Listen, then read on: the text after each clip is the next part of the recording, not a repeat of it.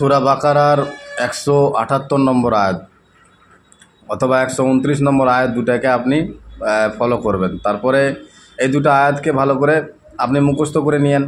রুগীর সামনে আপনি জোরে জোরে তেলাওয়াত, মানে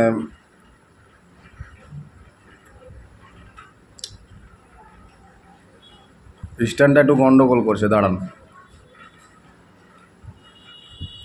এবার লেখা শুরু করেন হজরত। তো সূরা বাকারার এই দুই আয়াতগুলোকে আপনি জোরে জোরে তেলাওয়াত করবেন রুগীর কানের কাছে গিয়ে। রুগীর শরীরে থাকা জিন, বাইরে থাকা জিন, যতগুলো জিন, কুফরি, বান, টোটকা মহান রব্বুল আলামিনের হুকুমে সবগুলো শরীরে চলে আসবে। লিখুন আপনি। হজরত, বিষয়টা হয়েছে কি জানেন, যে এগুলো হচ্ছে জিনকে হাজির করানোর পদ্ধতি। মানে আপনি যে কোনো মুহূর্তে যে কোনো সময় রুগীর শরীরে জিনকে হাজির করাতে পারবেন নিমিষে, খুব দ্রুত। আর ইউটিউবের মধ্যে এগুলো প্রকাশ সহজে করি না। বেশি প্রকাশ করতে গিয়ে অনেকে আবার কি করবে, এটা নিয়ে আমল করবে, তখন একটা সমস্যা দাঁড়িয়ে যাবে। তার জন্য ক্লাস করা জরুরি।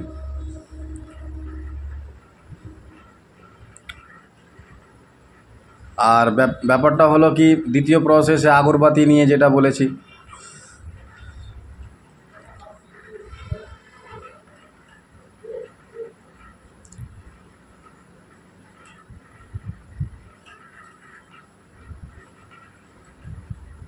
অল্প অল্প করে বিদ্যা দিতে গেলে সুবিধা হবে, লেখা সুবিধা হবে আপনাদের, নাও তো গোলমালিয়ে যাবেন, একটা সমস্যা দাঁড়িয়ে যাবে। কালকের নোটটা আপনাদের কাছে হয়তো অনেকের কাছে নেই, আবার পুনরায় দিয়ে দিব আপনাদের চোখের সামনে।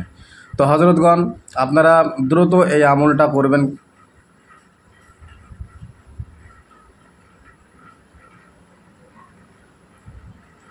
আর আমল কিছু বলছেন, কানে শোনা যাচ্ছে না, আমরা মিউটের করা, মিউটটা খুলে বলেন। আমি ঠিক আছে।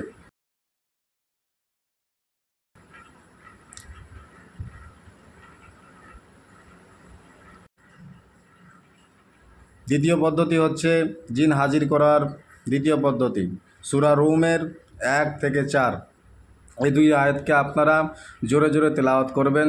রুগীর চোখের সামনে আপনি দম করবেন 13 থেকে 12 বার পড়ে, ইনশাল্লাহ জিন শরীরে হাজির হয়ে যাবে। আর হাজির হলেই দ্রুত বন্দি করবেন।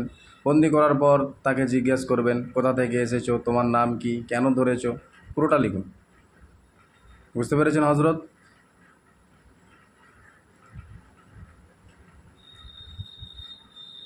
আজকেও নেটটার সমস্যা দিচ্ছে। আমি বলছি এক কথা আর আপনাদের কাছ থেকে উত্তর আসছে আর এক কথা দেরিতে। মানে আমি যে বলছি আপনাদের কাছে পৌঁছাতে মনে হচ্ছে অনেক দেরি হয়ে যাচ্ছে, নেটের সমস্যা। তারপরেও ইনশাল্লাহ সমস্যা নেই, আজকে ক্লাস চালিয়ে যাব। বৃষ্টির জন্য সমস্যা হয়েছে হালকা পাতলা। প্রসেসগুলো লিখে রাখুন। আর আমাদের হজরত নতুন যিনি ভর্তি হয়েছেন, আজকে তো